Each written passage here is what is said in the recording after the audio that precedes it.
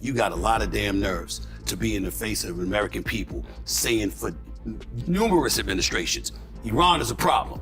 They have to be dealt with. Iran is a problem. They have to be dealt with. And then this man deals with them, and then all of a sudden you're complaining about him now. No disrespect, but do we really think that Zohran Mamdani was the most qualified candidate to be mayor of New York City? Come on now, we know better. To me, what the Democrats are not doing with this is leading. The energy in their parties with the young people who learn everything about Israel on TikTok. They don't know shit. And their leaders are not standing up and saying, kids, you don't know what's going on here. I mean, as the person who said Democrats are too weak and woke, I think that's your quote. I mean, this has got to be what you're talking about. Well, look, I mean, I think I will just say what happens in New York City does not work in other places of the country, right? Correct. Like doesn't work there either, by the way. Gavin Newsom and California's struggling leadership were strongly criticized by Bill Maher and Stephen A. Smith as concerns continue to grow over election integrity, homelessness, crime, rising taxes, and poor governance. Even some Democrats are starting to question members of their own party.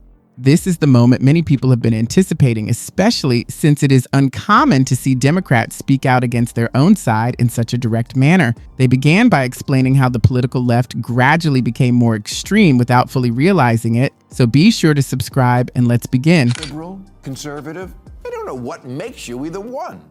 Conspiracy theories, that they know. And memes, and trolling that also might be true. Maureen Galindo is a Democrat who ran for the House in Texas this year. Describes herself as a judgment-free sex therapist. I hope so. Who wants a judgy one? What would that be? Well, plainly, your dick's too small. Okay, so she's judgment-free, namaste. But she's also said during the campaign she wants to turn the ICE detention center in her district into a prison for Zionists and ICE officers. But she says, putting Zionist billionaires in prison does not mean putting all Jews in internment camps. So a moderate. I guess she thinks she's progressive? Because hating ICE, okay, check, and hating Jews, sure, that's progressive now. But concentration camps? I associate that more with conservatives. Is that just me? Bill Maher is far from the only person who sees it this way. Anyone using common sense can reach the same conclusion. If a leader is focused solely on one political side, they are not truly prepared to run a city. A mayor's responsibility is to solve real problems, not spend their time repeating party talking points. That is exactly the point Stephen A. Smith made. The Democrats, my God, please find somebody who can lead. Gavin Newsom is out here in California. Out here in California. Pulling off in his own way what I think he wants to. He's being known more for trolling Trump on his podcast or with other interviews than what he's actually doing in the state of California. They think that's leadership because they don't have it. They know what they're doing. These politicians know. They know where the money is. They know how to get some of it too. Because Marjorie Taylor Greene came into office, she was worth a couple of $100,000 according to the reports. How the hell you leave departing and you worth $25 million? Where'd it come from? I work every day. I make a pretty good salary. I ain't making $25 million. Working on Capitol Hill with a salary that's less than $400,000 by accident, somehow, some way, lobbyists up on Capitol Hill, you vote in one way or another, making sure that you assuage their concerns and appeal to them and all of this other stuff. And in the meantime, you get paid, but the American people ain't. How do you really, an accident. How do you really feel? That ain't an accident. They know what they're doing. They know what they're doing. They just haven't been called on it. But stay tuned.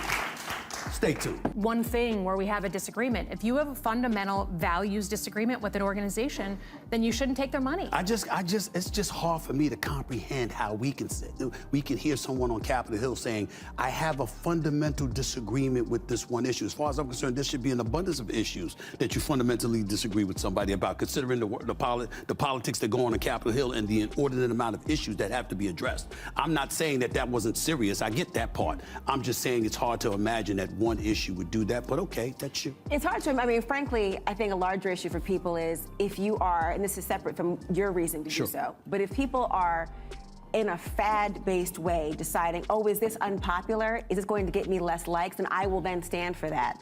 That makes me very skeptical about what you'll stand for at all. And that if it's a matter of, if people don't like that I do this, are you simply hiding your hands in the long run and doing what you want?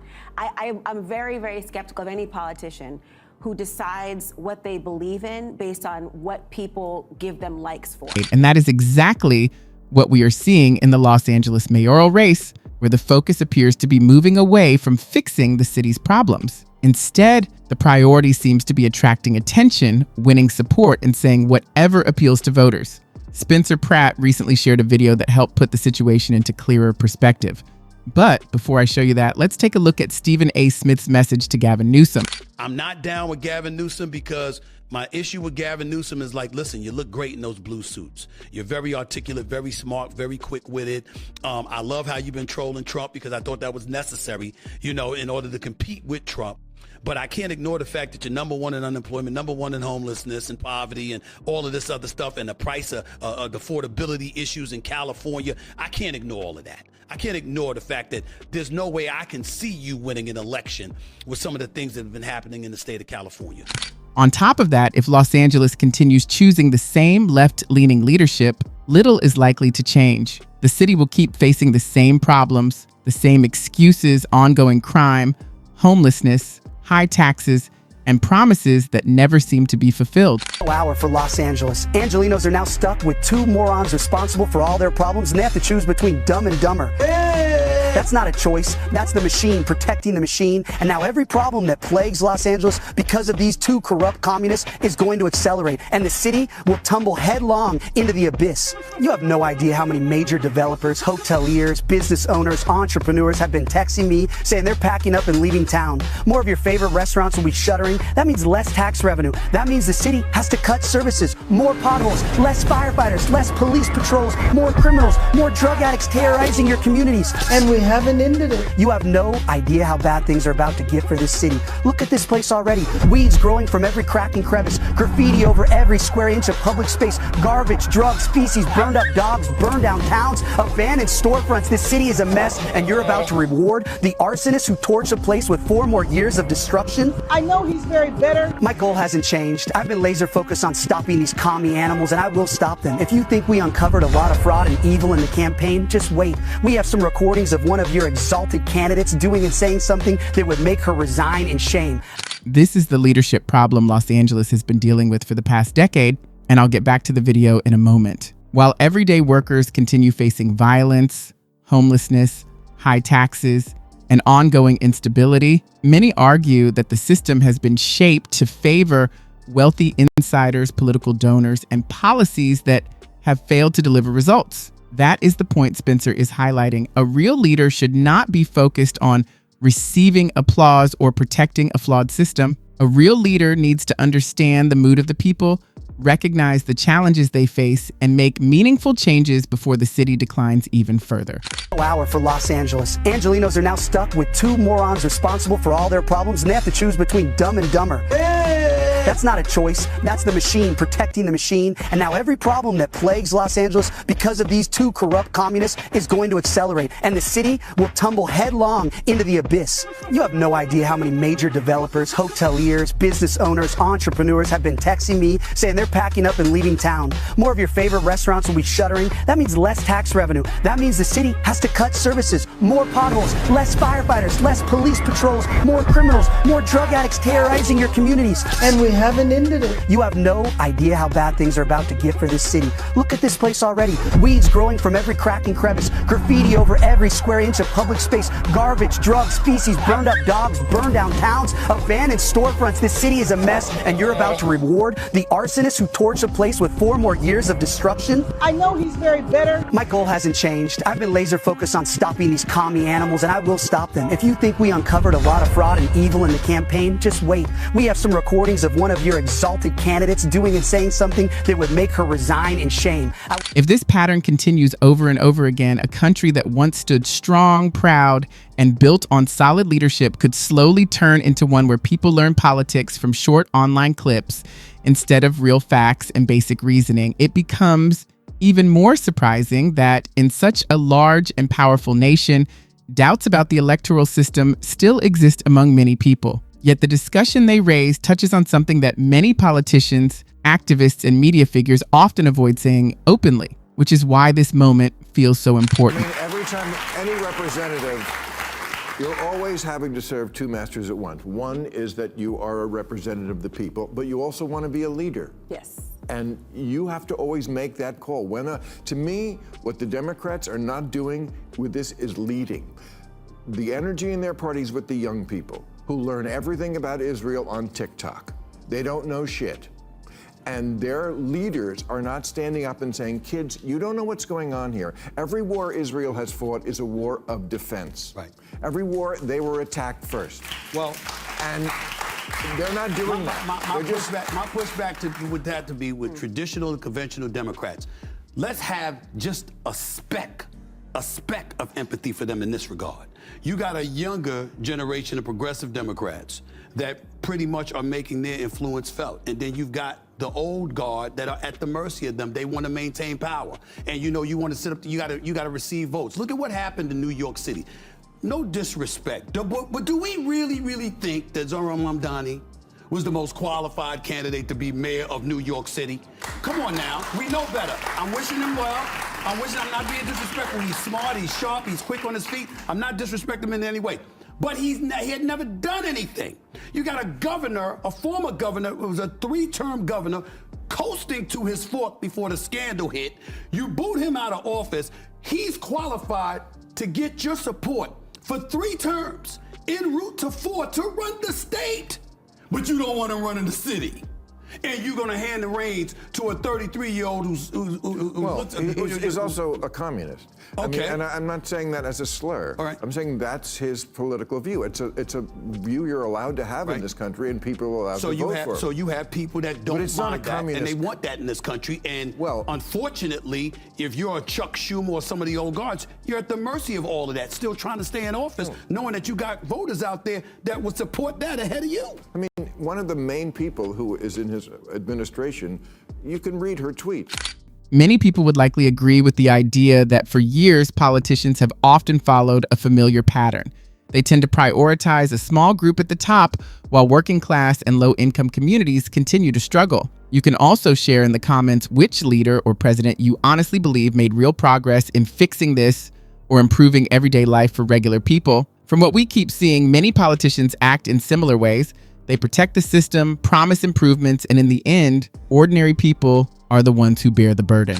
I mean, you mentioned our governor. He used the words culturally normal. He said the party needs to get more culturally normal. He needs to get more culturally normal. 45%, they're saying 45% of folks in America, whether they vote Democrat or Republican, they're really independent. It's about 45%, which means that you're going to have a chunk of the American population that's going to influence these upcoming elections. And I'm looking forward to it because it needs to be influenced. As far as I'm concerned, not you, I'm not talking about you, but most folks on Capitol Hill, it just needs to be purged. Well, they need to go. as long as they're being actual...